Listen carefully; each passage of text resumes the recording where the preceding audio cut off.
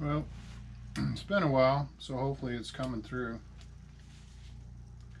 Decided to go ahead and check in, put up a video. What I've got here, a lot of landing gear on the bench. I've got 3 landing gear molds. I got to figure out the carbon content. Well, it's been a while, so hopefully it's coming. So, a lot of fiddling around. I've been messing with a lot of composites lately. So I've got a couple molds in the oven.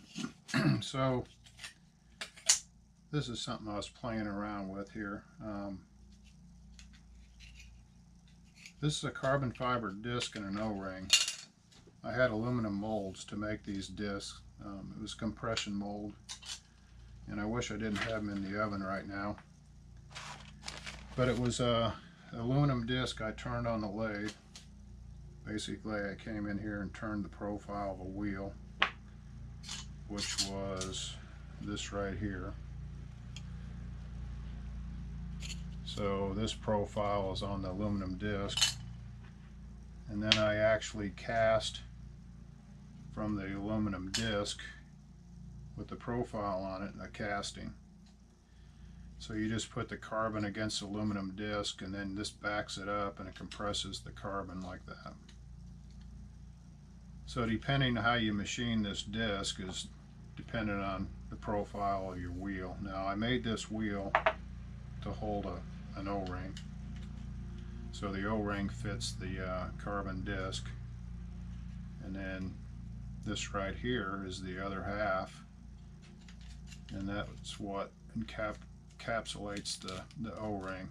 So it's an O-ring tire. It's a real narrow tire, probably a little over 1/4 inch.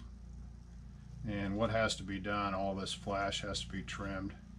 So you want it small enough to expose the O-ring, but not so much that the O-ring comes out of the wheel. So this is permanently glued together. So it's an O-ring wheel. This right here is it's a big pod, and it's half finished right now. This is 2 sheets of 2-inch foam glued together right down the center line, and then I just shaped it. I drew it out on a set of plans, put it on paper, get my dimensions, and then the profile here. This was laid on top of the styrofoam like that, and then I just band-sawed it out. And then I had a top view profile I had in mind. I just sort of ad-libbed that to get the curvature there. And then as far as the rest of it, this curve here and the scoop, it was just all ad-lib. Went through there sanding blocks. So this is an RC pod. I made it to hold these landing gear, which I already had. These carbon gear like this. So it's an approximation, but this gear will work for it. And then of course the wheels eventually go on, O-ring wheels. So this whole project here is just a proof of concept, playing around. I still have to put a couple more coats of glass on this plug and smooth it out, and then prime it, paint it, and polish it. And this is what I'll make my mold off of. And the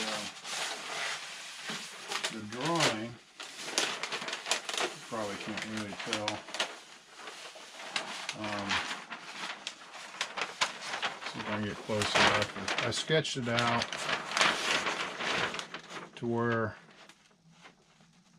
you get a rough idea. I had the thrust line where I wanted it, the wing outline at the root, and then the diameter of the nose ring, which would accommodate the electric motor I wanted to put on it.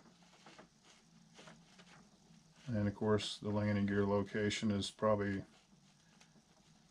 conventionally up there around the leading edge, or just a little bit back from it. It's probably too the lighting's too poor to actually see that, I think. That's how I came up with it. So at least I sketched it out. before I actually made a plug, got the dimensions where I wanted them. So what I'm going to try to do today is take these molds and adjust them, play with them until I can get the content right. Now, anytime you make a mold, especially if it's an ad-lib mold, you're trying to figure out after the fact how much carbon it's going to take to fill the mold. There's a lot of variables. Resin to carbon ratio and how well you compact it by hand. So I've got 3 molds here and they've got the surface coat in them.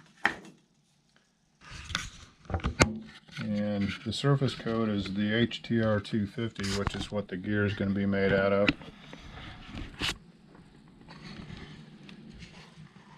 And it's real important with these molds, because of the way the draft angle is and the mold is constructed, it's important to get the resin off of this face here, right here. So what I do when I brush this surface coat in, I'll take a piece of paper towel and wrap it around this blade, and I'll just go through there and clean this off, because the surface coat here on the face doesn't interfere with the mold closing. The surface coat on the flange or the draft angle will affect it. So if you get any buildup here at the draft angle, then the mold's going to be compromised and it's not going to want to close or close all the way.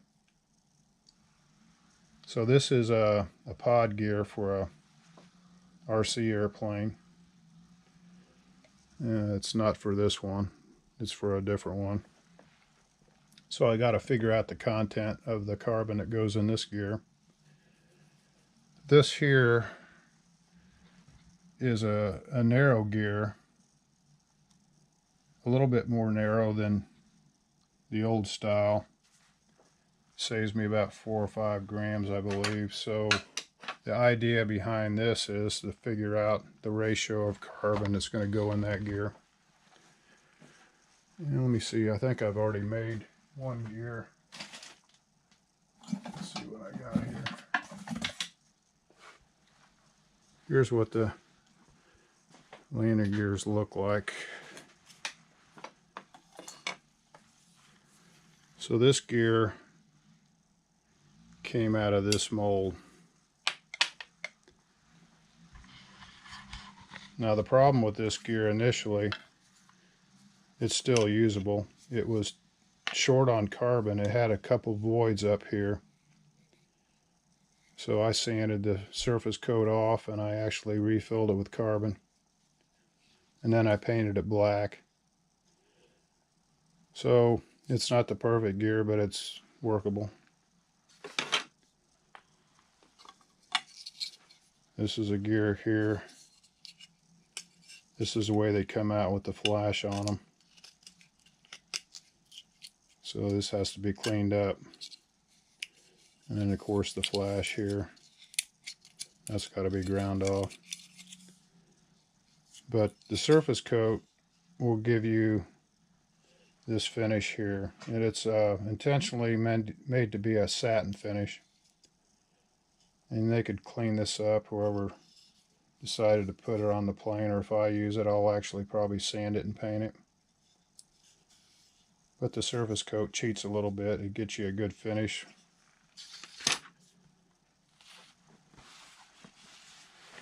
Yeah, Steve Berry. Good morning, Steve. And Dennis.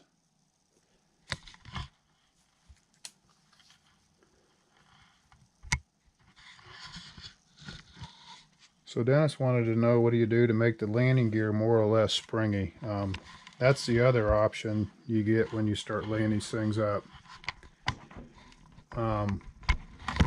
When I did this gear development, what I did is I made a mock-up first. And let me see if I can find it.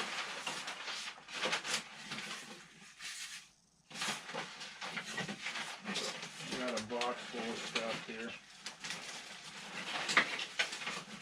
Okay, to answer your question, Dennis, it starts out with a mock-up. These are all the master patterns of landing gear I've made molds from. So let's just take, for example, this next mold, this latest one I've done. Let's see, I think that's it. Let's see, where is it? Right here. So here's one, it's got a smaller cross section. So what I try to do, I make a mock-up, and then I actually make the mock-up of the same carbon content and the same resin content that I do the original that comes out of the mold. And I'll keep sanding the mock-up, since it is a gear out of carbon just like the one that's going to be molded. I just keep sanding it and working it down till I get what I think is about right. It's called the TLAR engineering, that's about right. So that's how I derive the properties of the gear. The properties of the gear are built into the first gear that I make the mold from. Now what happens when you make a gear out of a mold, like this one I just showed you, it's got the flash on it right here. So even if you try to get it exactly like the original on the molded piece, unless you have a super good mold, which I don't, you're looking at maybe, that's probably about 5-10 thousandths flashing. So the mold never completely closes. You're going to have a little bit of washout in the mold, and you're going to get flash. So that means the gear that comes out of this mold is a little bit thicker than your mock-up. Now when you make the actual gear in the mold, you can, if it is a little bit too springy, you can just add more carbon, and by doing that it makes it a little bit thicker, a little bit more flash. So it's one of these things where you just have to adjust. So not only do I lay up the gear to figure out how much carbon goes in it, then I check the gear when it comes out to see the properties of what I've got. So this is a little Funfly RC airplane. This thing here, it's pretty springy, but it's set up to where the gear legs are almost vertical instead of horizontal. But that's about right for what we were flying on this little electric stuff, park flyers. And this gear here, I've got this about right, and I'll be laying one of these up. So I hope that answers the question, probably in a roundabout way that was too long, but basically that's going to give you the answer. So it's built into the master pattern, and it can be subtly adjusted after the gear is laid up in the mold to a lesser degree. And it's the same thing with these little wheels. It just depends on how many layers you put in here to how much side load and rigidity you get out of these little O-ring wheels. And this mold is easy to change because you just add another layer of carbon in there. And of course, you're going to have to adjust the tire versus how much carbon you put in there, but it should be fairly close. And the idea, if I can get the stunt wheels where I want them, I'm shooting for the carbon gear, the wheel pant, and the carbon wheels with the right tire. Try to cut the weight in half over an aluminum type gear and wheel. So that's pretty hard to do, to cut it in half, but I think I can get it pretty close. So I'm going to lay one of these up. I got a roll of carbon here, and I'm going to start peeling this off little by little till I figure out if it's about right. Now this carbon, when I make these gear, I actually wet it out outside of the mold. So I'll take a piece of paper here, and I'll get the gram scale over here. We'll mix some resin up It's the boring part of the process. So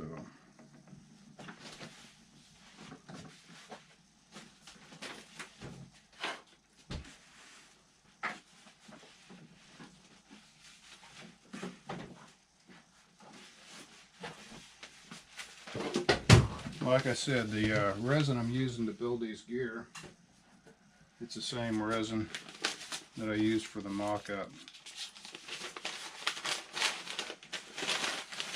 It's a resin services product, which is user-friendly for what I do. I've experimented with some other resins, and this stuff is pretty forgiving.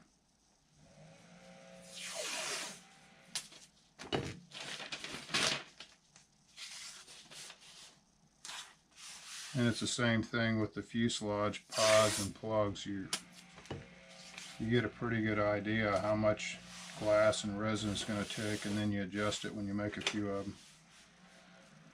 So let me get the camera moved over here so you can see what I'm doing. Now, there's been some videos made of a lot of composite work, and it's sort of a specialized thing. A lot of people find it boring, but it can relate to a lot of different things we do in modeling. The first gear I think I'm going to do is this one. It's a little RC gear, and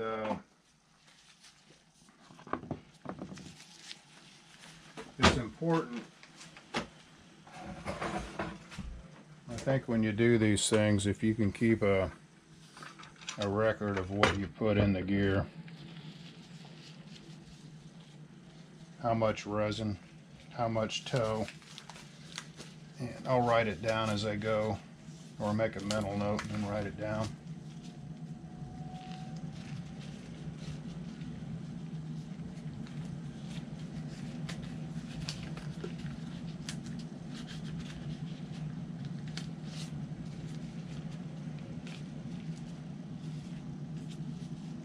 You know, figure out where the thumb is on this thing. Okay. Now, these gear molds you're looking at have been waxed with a high temp wax. You can use low temp too. This is what I wax the molds with. It's not an ad, I bought it. So it's Rexco high temp wax. Now, I've experimented with this wax, and I think it's probably good at 150, but you get around 180, 200, I think it breaks down. Or I had trouble releasing parts out of a mold on a sample piece with this, so there's limits to this, but it's perfect for this. So I wax 2 or 3 times. They've been used before, so I don't do the whole 7. I just wax it a couple times, and then I spray the PVA. PVA is sprayed on these things, a wet coat, and then I go back, I choke the gun down to give it a satin finish, which looks like this. This satin finish comes from the PVA. And then I take the 250 with Cabasil, and then I take a little chopped carbon, milled carbon, it's like dust, and I mix it up, and that's what I brush in here for the surface coat. And then I also put black pigment in there, just like a little teeny dollop. So Cabasil, the black pigment, this is fiberglass product. This little can lasted me 30 years. And the milled carbon, and that's what's in that surface coat with HTR 250.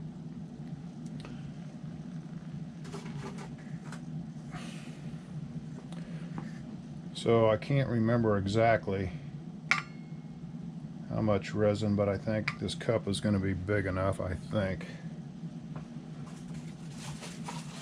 Tell you what I'll do, just in case. I don't want to end up with too small of a cup. Had that happen yesterday. Use one of these.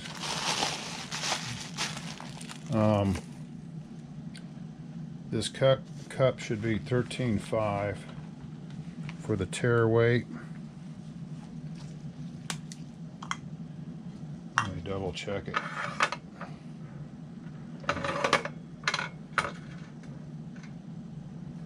13.5.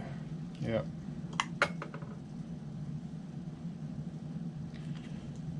So let's do some easy math. Let's just say it's 24%, so it's 2.4 per 10 grams. So let's go with trying to guess how many grams would go into that. Let's go with 30 grams of resin for this mold. Hopefully that's right. So 2.4 times 3 be 7.2 grams of actual curing agent. So what we need to do is we need to go, we got 13.5 on the cup, so we need to go 43.5 to get my 30 grams, since the cup is 13.5. So we'll set the gram scale at 43.5. 3.5, there's my 30 grams. So I'm going to pre-measure my resin out so I already know what the curing agent should be. A lot of times I just wing the resin and then figure out the curing agent after the fact. Try not to use my calculator on the phone because that's where I'm watching the live stream.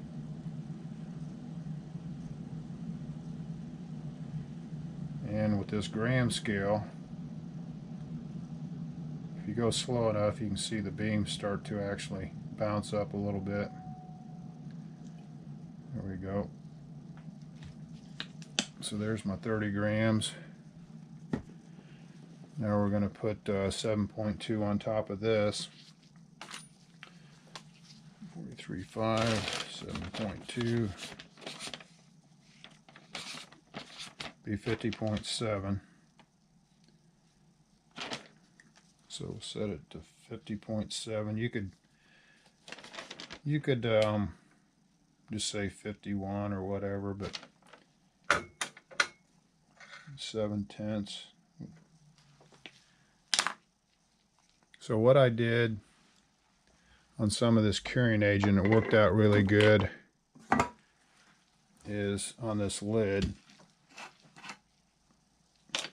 I actually popped a little hole right here on the lid. I left this cap in, and by doing so it allows you to pour a smaller stream.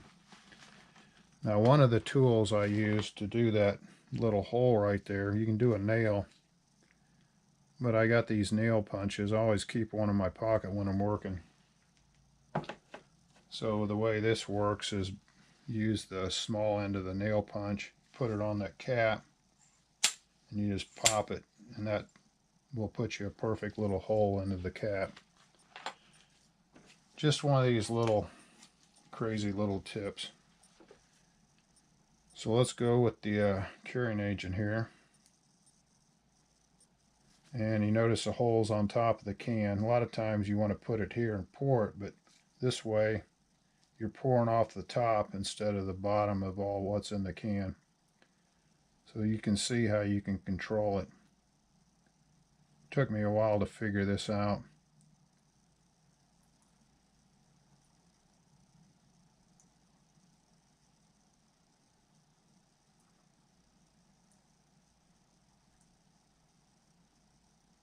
And this is mixed 106.3, 24% per hundredweight. So that's where that needs to be. And I got my trusty old crusty screwdriver. It's rounded off. That's what I do all my stirring with. Get the scale out of the way. See if I can find a place to set this thing. Now it's just a matter of mixing this resin up.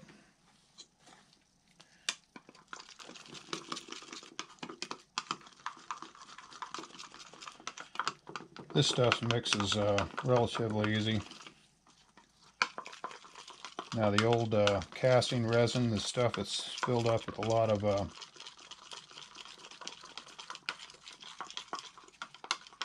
aluminum and fillers, it's pretty hard to stir it. You got to really work at it. So Miko talking about the scale, and Sparky was talking about that. He's got an electronic scale, and they're good to a certain extent, but the resolution on the scales that I've seen, at least the cheaper ones, if you get into mixing resin up at, let's just say 10 grams, and that's what I make a bell crank out of. I start out with 10 grams of resin. You need a resolution if you're going to, let's just say you're going 15%, whatever the curing, so you need 1.5 grams. So you really need something that can get down into the half gram or a fraction of a gram. Now, if you're doing like 1,000 grams, you're doing a big casting or something with a lot of size. If you miss a gram or two, you know you're probably still within tolerance. But you miss a half a gram on a 10-gram mix, you're going to notice it. The part's not going to come out right. So the gram scale with a triple beam is the way to go, and you can get them on eBay, and you can probably get them used. I think even if they're new for a scientific supply house, I don't know where you'd go, but I think they're relatively inexpensive. They last forever if you take care of them. And then Miko says something about a pump dispensers. Now I got West Systems over there, and that's what I used on this plug. I use West Systems on this thing here, and it's good for that room temp, and it's got a little bit of heat it'll take. So I did an experiment one day. I took the West Systems pump and I figured out what it should be by weight, and I used the pump, and it was off. Now, if you're doing 10 or 20 pumps and you're doing a surfboard or who knows, something big, that's no big deal. But if you're doing a one pump shot, hardener and curing agent, and then you do it cold, in other words, after a while it'll seep back down in there, the resin or the hardener, especially the hardener, and then you won't get a full pump of hardener on that first squirt. And then if you just use the first squirt to prime the pump, now you've wasted a lot of hardener. So even with West Systems, I think if I'm doing something critical, which probably never with that kind of resin, it's probably good to weigh it. Now, there's a lot of bubbles in here, and one of the things I do, I stir it up with the brush. I'll come in here, and by using the brush to actually stir the rest of this resin, it pretty much guarantees that I can get in all the little cracks of the cup. So if there's a separation of hardener and resin down in the crack, the brush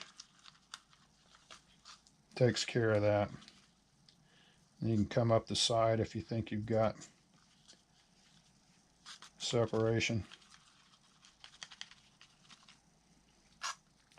And that's about all there is to that. Now you can let it sit, get the bubbles out of it a little bit where you cut the carbon.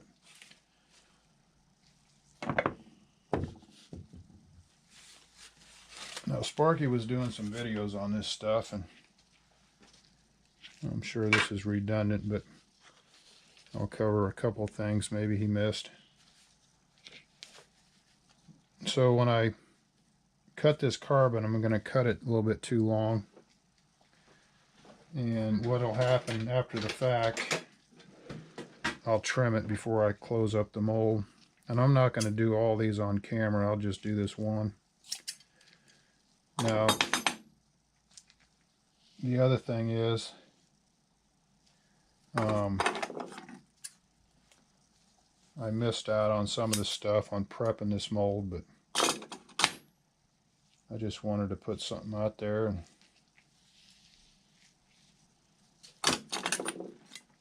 maybe somebody would be interested in it. So here's 3 pieces of toe. Now, why did I cut 3? This is 48K.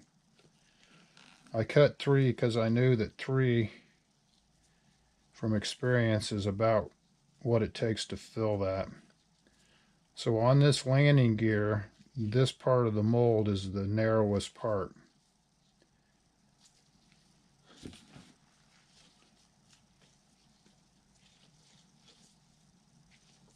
So,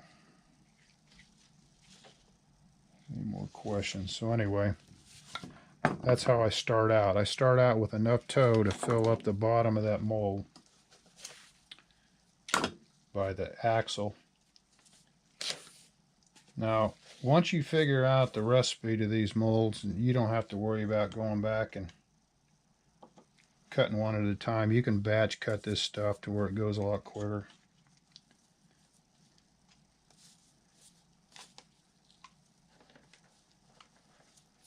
And initially, this goes down really quick. Don't worry about overloading it with resin. What you can do after the fact is blot up the resin you don't need.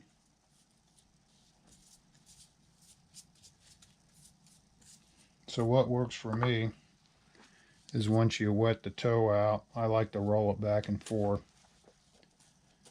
And you can tell by rolling it, by the feel of it, that if it's saturated with resin. And you can feel the dry spots.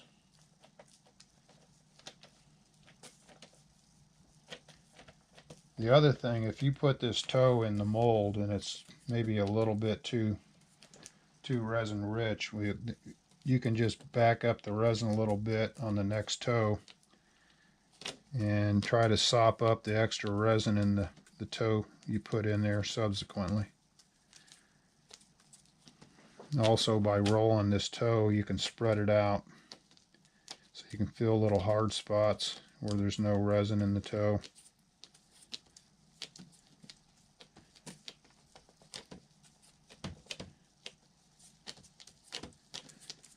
Also, once you get the toe at this stage, it's easier to squeegee.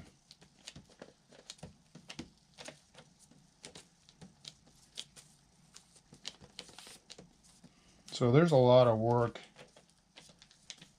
before you ever actually make a gear with the mock-up and making these molds. I've got different videos out there, I think, that cover the mold making. One that's been edited. I think the last video I put up, I ran it through an editor. Take all the boring stuff out of it.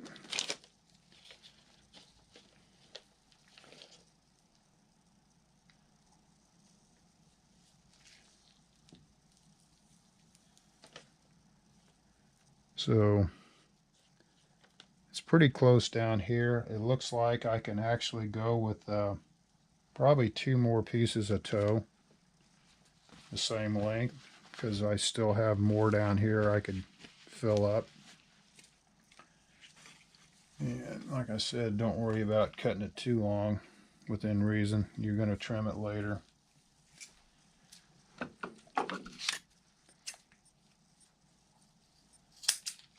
So up to this point with these 2, there's 5. So when I get done, I'll make a measurement. I'll make a little log of what I've got in this mold. The other thing you'll notice by doing this resin, this 250, it from this point on, it just keeps getting a little bit thicker slowly. And you really only have realistically, to wet this out, oh, I don't know, maybe 20 minutes. After that, it gets harder and harder to wet the carbon out. Now, there's certain times, like on a bell crank, when the resin starts to kick and it gets thicker, it's really sort of beneficial, because on a bell crank type part, that thickening of the resin allow you to pack it into that little mold to where it doesn't spring back out. And you just keep working it till it starts to thicken, then you add the chop and you keep packing it. So that helps. Now, in a case like this, you're not getting any benefit for this resin kicking off. And you can roll it, you can see how it's pretty wet. So if you get too much, or you feel like you're oversaturating, you just take a piece of paper towel and you just blot out the excess.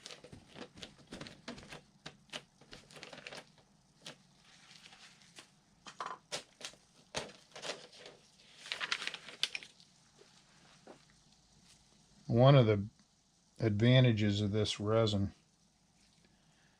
it'll cure at room temp, but it won't get the full properties until you actually post cure it. And the post cure will take it past probably where we'd ever need it. Now, I've taken 250 on a experimental tube I made, and I stuck it in the oven all the way up to 380. So that's a pretty high post cure. A landing gear like this will never see 380, of course.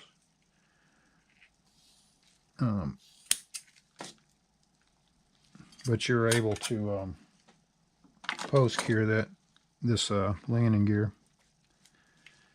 And I'd say for our purposes on this gear, if you'd ever post cure up around 200, 250, that's going to cover everything you'd ever need on the properties. Now, here's some carbon that I cut off of the leg down here. What I'll do, I'll just take this little bit of carbon, this little V in here, and I'll lay this in here, and I'll start filling this part of the mold with my chopped off stuff that I used down there. Another thing I like to do is take this toe and stagger it so I don't have a sharp end to where it all ends in the same spot for a stress riser. So I like to flare it out a little bit.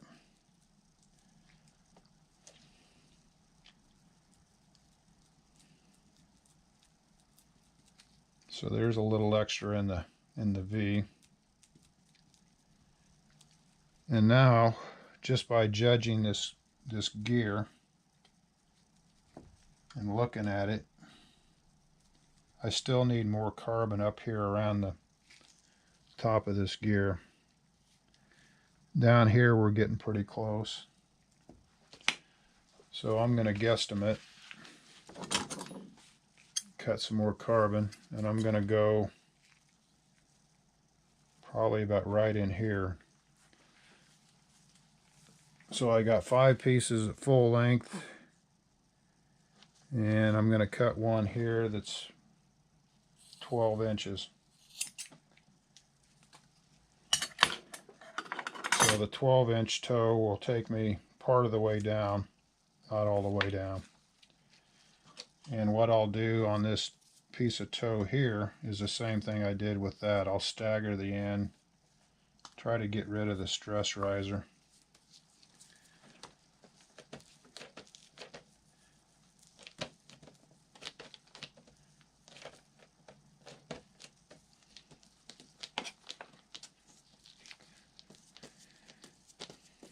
So once I get this this one control line gear figured out, I was going to get the resin from Sparky. He's got a gallon of casting resin. It's going to work with him. We're going to take his resin and cast up another mold off of my master part. Hardest part is getting the mold. So what I'm doing here, I don't know if you can see, but I'm staggering this toe, trying to get rid of stress riser. And I'll lay this towards the back here a little bit, cover those small pieces I stuck in there.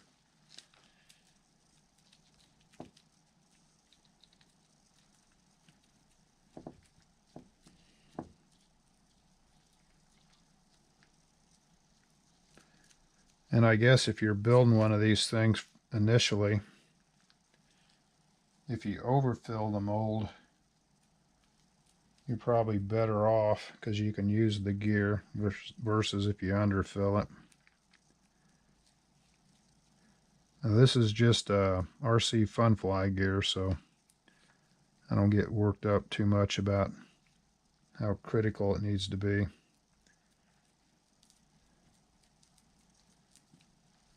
So by looking at it, I still need more in this area.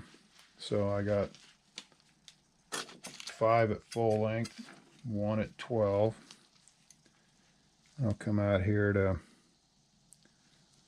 let's do an 8.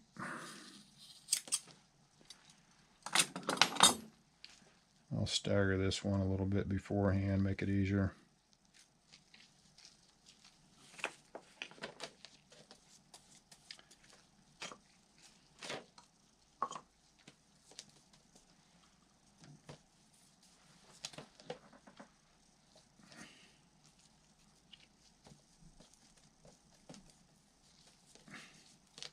Yeah, the little wheel castings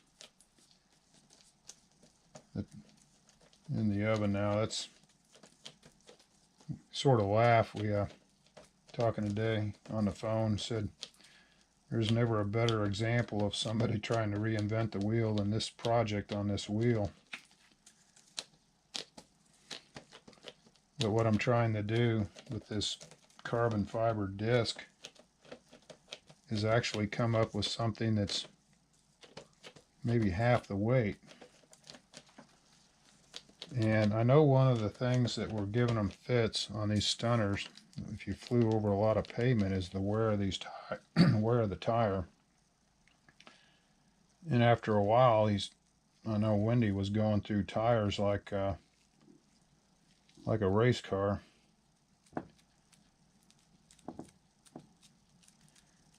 So my objective is to come up with a tire that's not any heavier than the light foam,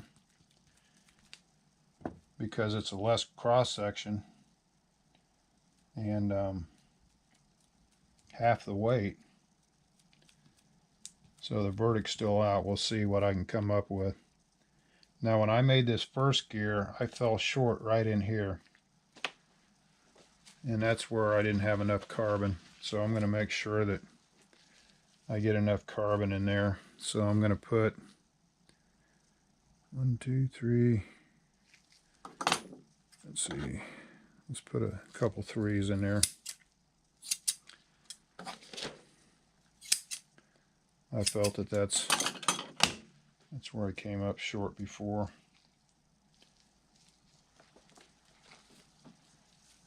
And then I'll write all this down. Once I pull this out of the mold, if it's where I want it to be, then I'll go with the recipe that I just came up with today. Now technically, once you get this recipe of where this needs to be, you don't have to individual cut. You batch cut all these at one time. And when you batch cut them, you wet them out at all one time, lay them in there. So you do one wet out, one lay up, work it around, position it, close the mold, and you're done. So it's a lot quicker once you get it all where it needs to be. And that's true with any of these parts. There's always that initial recipe you're figuring out. Let's see, this is coming up pretty good. Now obviously this flat part of the gear, you know that has to be flat. Now if it's sunken down below there, you don't have enough carbon. And it wouldn't hurt either if you put some chop in there. You know, right around the center if you had to. Now right now, I don't know, let's see how long have I been doing this here. How many minutes? This resin's starting to thicken up. And it's getting to the point where it still wets out, but it's going a little bit harder. And the properties of a West Systems is about the same, at least with the slow hardener. I couldn't imagine the fast West. You'd have to be really booking. So I got some that's on the West Systems if I ever have to do anything. Any size. It's called extra slow. It's a 209 hardener. So I might experiment with that. The other thing is if you get a big part, I guess, and the resin's too fast, you just have to mix up different batches. Do a section, mix again, do it, continue on.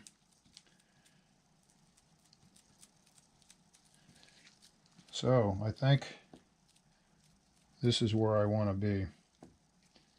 And to be honest with you, it's almost flat across the mold. And then what happens is the mold, it's got the draft angle. It'll go in on the corners, and this in the center will come out. That's my theory anyway. Now I might put just a little chop. I'll show you. The chop stuff we use a lot on a prop or a bell crank. Let's see if I can find it. It's usually laying around here somewhere.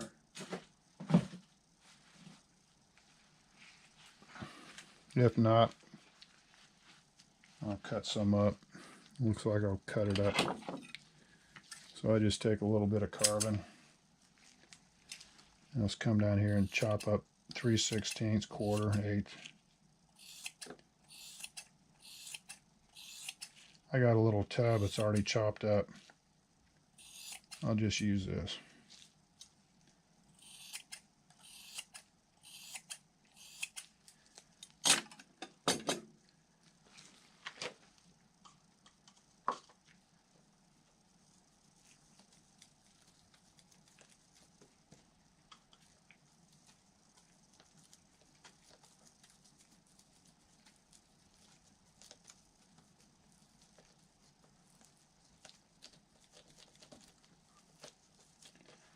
There's a glob of it.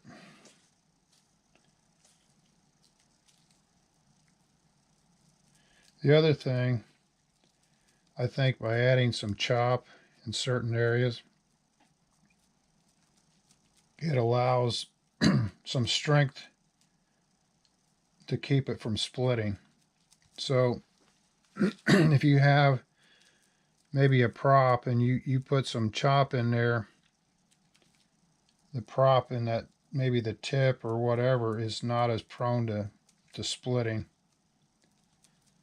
And the same thing out here. Let's just say that normally if you have a gear, a lot of times a gear will fail here where it'll crack up here if it's like a blade up of cloth. And also, if you come down on one leg, it'll torque it to where sometimes it'll split. So what you can do, since it's all variable, you can actually lay this carbon any direction you want.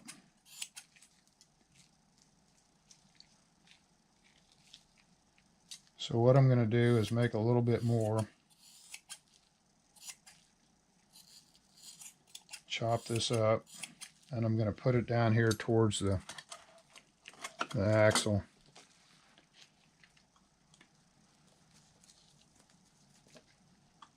The other thing I've done on some of these gear is right down here where the axle inserts, I'll take either fiberglass cloth or carbon fiber cloth, and I'll sandwich that on there.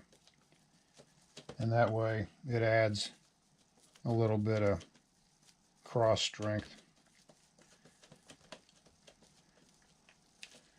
So I'm just going to take a gob of this right here and work that around this area.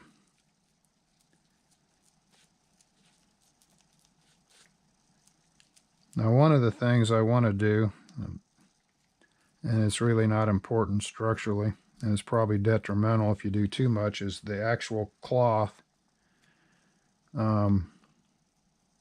I think you can get better properties by all continuous toe, and if you lay too much cloth in here,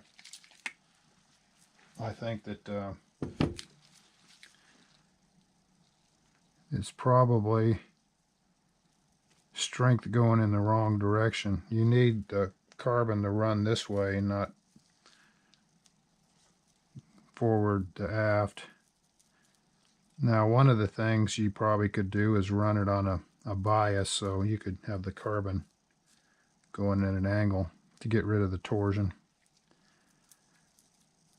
So by doing this, it's filling this little area up here nice. So I think that's where I want it. It all looks like it's filled. Now this part where I actually close the mold, I usually take this half and I'll coat the inside of the mold a little bit so it's not dry going on top of a wet mold. And what I do is just brush a little bit of resin here.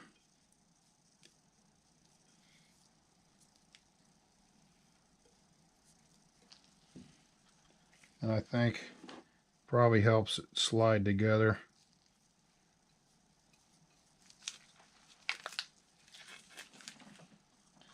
And obviously it's not a lot, it's just a coating of clear resin. It'll squeeze out, but which is what you want, so you're not actually putting too much actual resin in there, but it gets rid of little voids and pinholes.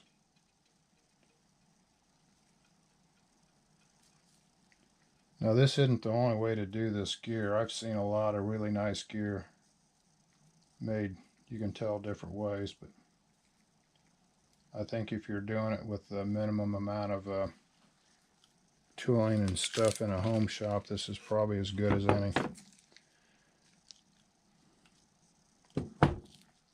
Now the next step, and I think it's important, is take this carbon and I try to form just a hairline gap right down the side. And the reason I do this, when this mold comes together and this edge right here, the sharp edge, I want it going down towards pushing the carbon towards the center. I don't want anything washed out. So by poking the carbon to where the draft angle can actually seat itself between the carbon and the draft angle, you're better off. So you can see the carbon toe start to crown a little bit, and that's what you want. And then you can also see how it's laying with voids. And you'll never get it perfect, but get it pretty close. Get it pretty tight to where it's not hanging out of the mold. And one of the things that surprised me watching different people lay up parts, no matter what the resin and the process, is the attention to detail when filling the mold. You think a lot of times they'd slap it in there really quick, and maybe they do in some cases, but some of the best parts are when they take a lot of time and pre-position everything. Even in a vacuum bag,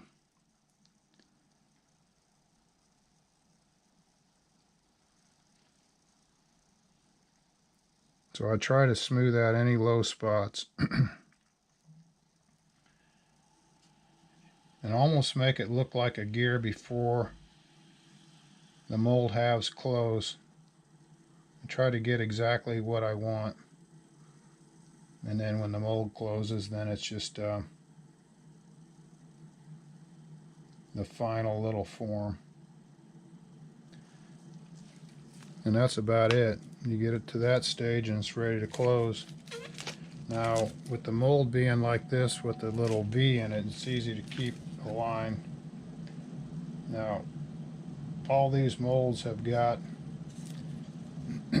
little index marks scratched on the side, so always make sure that when the mold goes together, you don't get it reversed.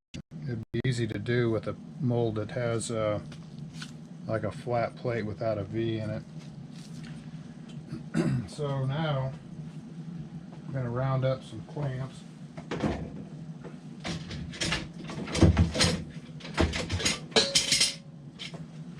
These clamps are a little bit better than Harbor Freight, I guess. I got them at Menards.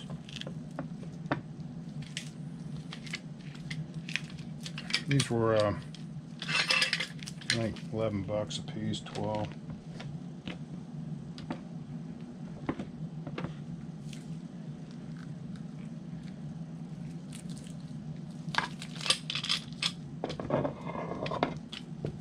Once I get 2 on there, I'm pretty well set. So I like to start out in the center, and the first clamp just basically so it won't fall off, and then reverse the other. It's easier if you put this thing in a vise, but my vise is over there, so for the sake of the video, it's what it is.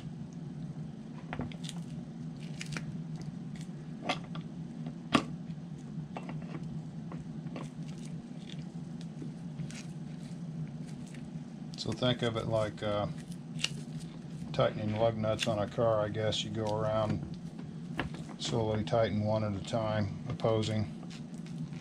It's sort of like what I do with these clamps.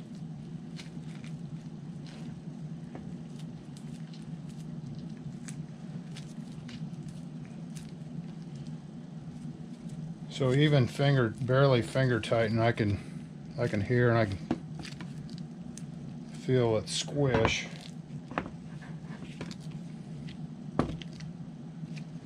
Get 2 more here.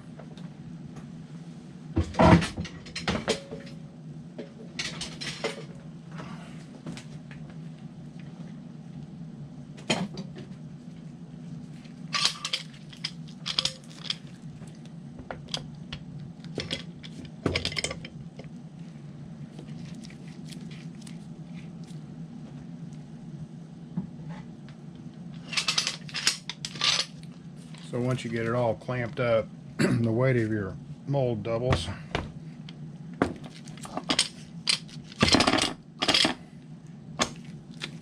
It's one of the reasons I like these clamps. You see how easy they are to move back and forth, to open and close. You don't have to fight them too much. So these are just barely finger tightened right now. I'm just going through there, just sort of snugging them up. Now you can see all this clear, the resin washout. That's what you want to see. Not excessively, but sometimes when you don't see anything come out, it's like, well, you're not sure you got enough in the mold. And I just go back and forth. And you let it wait a minute, because what'll happen, you'll get some ooze out, and then you come back after the fact, and then it'll tighten just a little bit more.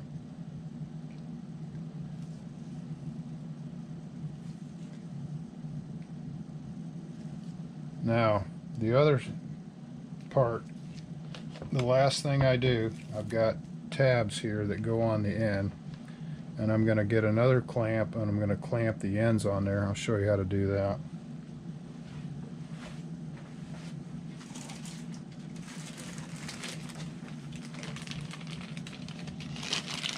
These are just little metal 1/8" metal tabs I cut up. So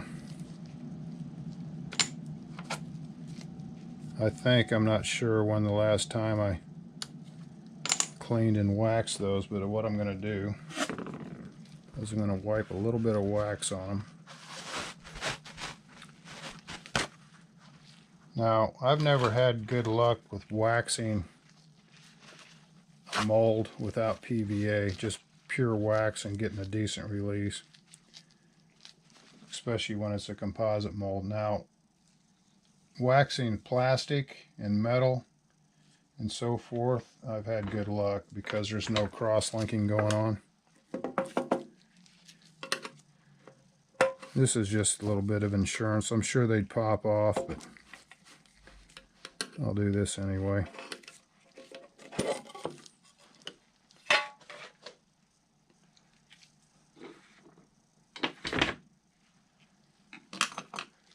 I'll just take a little bit of this wax, not much. Just wax these plates up. Since we're not too worried about surface finish, it doesn't matter if you get a little bit too much on here.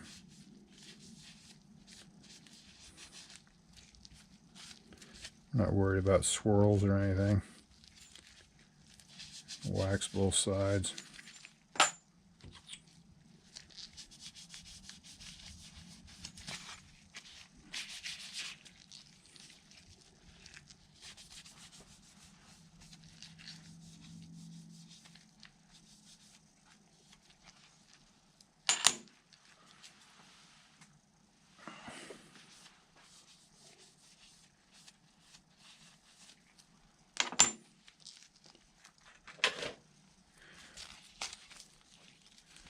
What it looks like. Normal wax.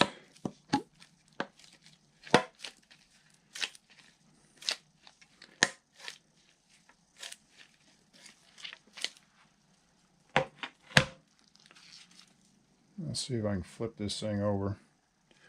You can see here we got a lot more resin coming out. That's a good thing. Now I'm going to tighten these down a little bit more. About as tight as I need to get them, I think.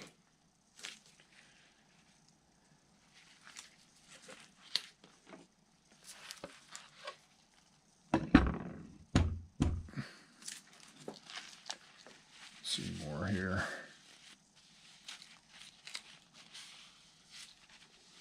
See some of the little chopped carbon washed out, that's good. And then also you can look at the angle in between these molds. You can see that if it's closing evenly. So I just take paper towel. You can see all the extra resin that's come out of there. This up a little bit.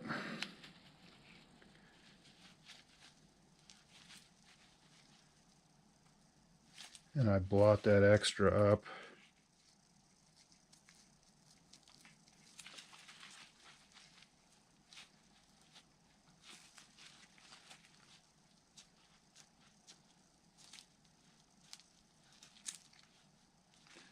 And let's say that this part of the landing gear is a little weak after the fact, after you pull it out of the mold. You can always go back and glue another piece of carbon or a little carbon plate or fiberglass plate to this right here to beef it up a little bit. I'll come over here and do the same thing here. And some of this carbon that I put in there washed out, which is fine. That means I had it full enough to begin with. And just smash this down. See the resin come out.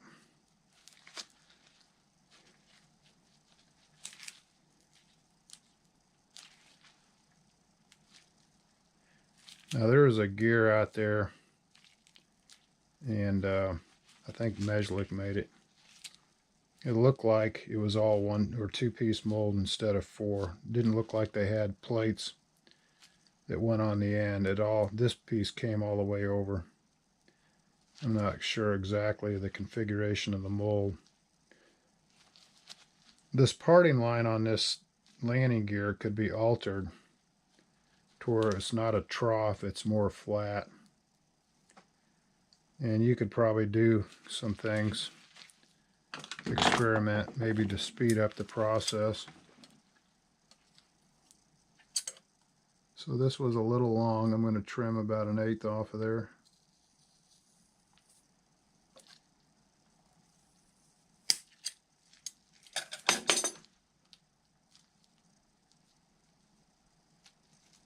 So that fills it really well. Now at this point, this is where the plates come in. I usually have a smooth side and a rough side. The rough side is where it's been clamped. And as long as the plates go all the way to the end of the gear, you're